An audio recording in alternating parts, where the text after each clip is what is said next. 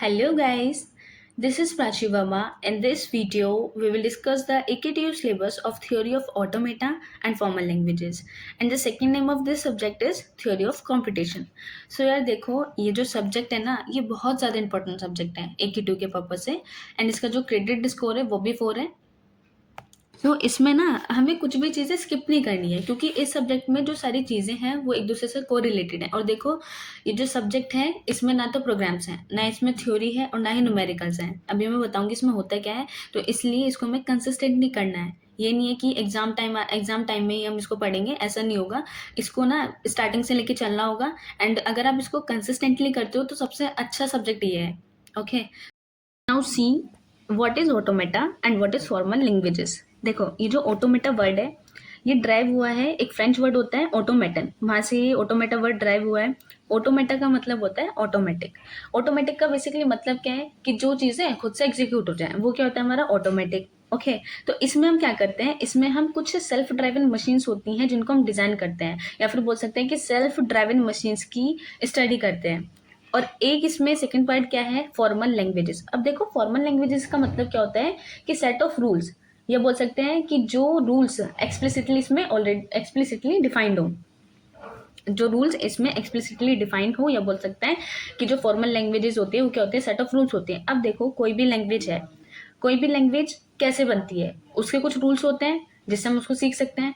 ठीक है, तो हर एक लैंग्वेज की क्या होती है, ग्रामर होती है। जैसे इंग्लिश है, इंग्लिश में क्या होती है, ग्रामर होती है। हिंदी है, हिंदी कैसे बनी है, हिंदी में व्याकरण होती है।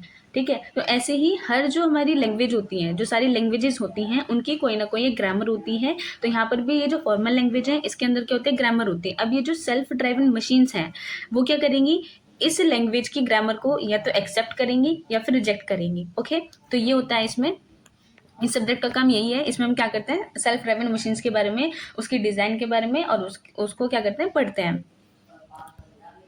हमारे जो सिलेबस है इसमें कौन कौन सी मशीन्स हैं जिनके बारे में हम स्टडी करेंगे। ठीक, पहली होती है फाइनाइट ऑटोमेटा। ओके, कौन सी होती है, फाइनाइट ऑटोमेटा। अब ये जो लैंग्वेजेस हैं इनकी कोई लैंग्वेज होगी जिससे बनी होंगी, तो इसकी जो फाइनाइट ऑटोमेटा है इसकी कौन सी लैंग्वेज है, रेगुलर लैंग्वेज। ठीक है, जिसको हम आरएलबी बोलते हैं। एंड अब कोई लैंग्वेज है, लैंग्वेज किससे बनती है, ग्रामर से, तो इसकी जो लैंग्वेज होगी वो होगी रेगुलर ग्रामर, और इसको हम टाइप 3 ग्रामर भी बोलते हैं। Okay, now second is PDP.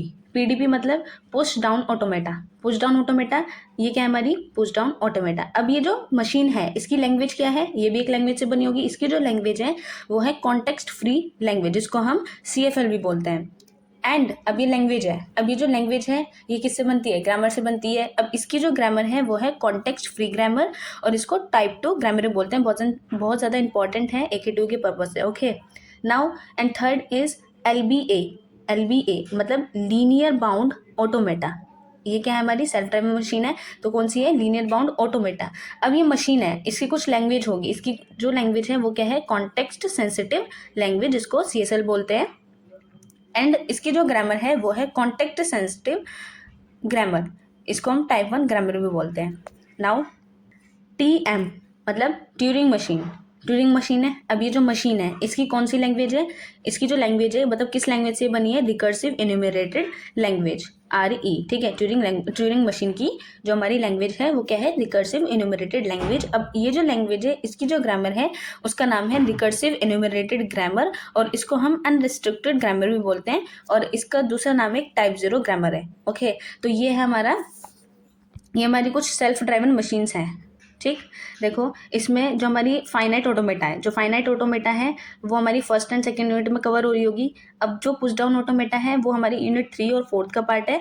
और ये जो हमारी LBA है ना, मतलब लीनियर बाउंड ऑटोमेटा जो है, इसका हम इसमें ओवरव्यू देखेंगे। इसकी जो लैंग्वेज है और इसकी जो ग्रामर है वो हमारे सिलेबस में नहीं है। और जो TM है, ट्यूरिंग मशीन जो है, वो हमारी यूनिट 5 का पार्ट है। ओके, मतलब यूनिट 5 जो है हमारी ट्यूरिंग मशीन है। ठीक, अब देखो ये जो हमारी फाइनाइट ऑटोमेटा है, देखो फाइनाइट ऑटोमेटा क्या है, हमारी सेल्फ ड्राइवन मशीन्स हैं। अब इसके टाइप्स होते हैं। ठीक है, इस मशीन के टाइप क्या होंगे, देखो पहला टाइप होता है हमारा DFA।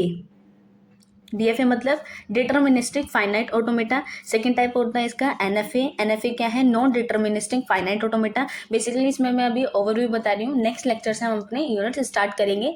ओके, इसमें मैं अभी सिलेबस को डिस्कस कर रही हूँ। थर्ड पार्ट होता है NFA with F silent moves. Okay, and fourth होती है हमारी मीले मशीन होती है, फिफ्थ होती है हमारी मूरे मशीन। अब देखो, जो हमारी DFA है, NFA है, और जो NFA विद एप्सिलॉन मूव्स है, एप्सिलॉन का मतलब होता है नल। ओके, तो ये जो है ना, ये हमारी रिजेक्टर और एक्सेप्टर मशीन्स होती हैं, ठीक है। और ये जो हमारी मशीन्स हैं, ये आउटपुट प्रोड्यूस नहीं करती हैं, और या बोल सकते हैं ये यस और नो में हमारे एग्जीक्यूट होते हैं।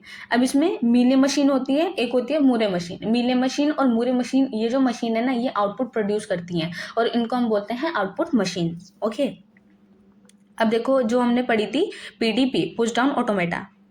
पुश डाउन ऑटोमेटा जो है ना, इसके दो टाइप होते हैं, एक होता है डिटर्मिनिस्टिक पुश डाउन ऑटोमेटा, एक होती है हमारा non deterministic push down automata. Languages क्या है? फॉर्मल लैंग्वेजेस में हम पढ़ेंगे अल्फ़ाबेट्स के बारे में, स्ट्रिंग्स के बारे में, और ग्रामर में कुछ टर्मिनल्स होते हैं, नॉन टर्मिनल्स होते हैं, तो बेसिकली हम इन बारे में पढ़ रहे होंगे। सो ये क्या था, हमारे सिलेबस था जो हमें पढ़ना है AK2 के लिए। एंड याद रहे, ये जो सब्जेक्ट है बहुत ज़्यादा इंपॉर्टेंट है, इसको हमें कंसिस्टेंटली करना है, कुछ चीज़ें स्किप नहीं करनी है, क्योंकि इसमें जो चीज़ें हैं वो को रिलेटेड है, ठीक है। And I hope this video will help you for understanding syllabus, and in the next video we will discuss the unit 1. Okay, thank you so much for watching.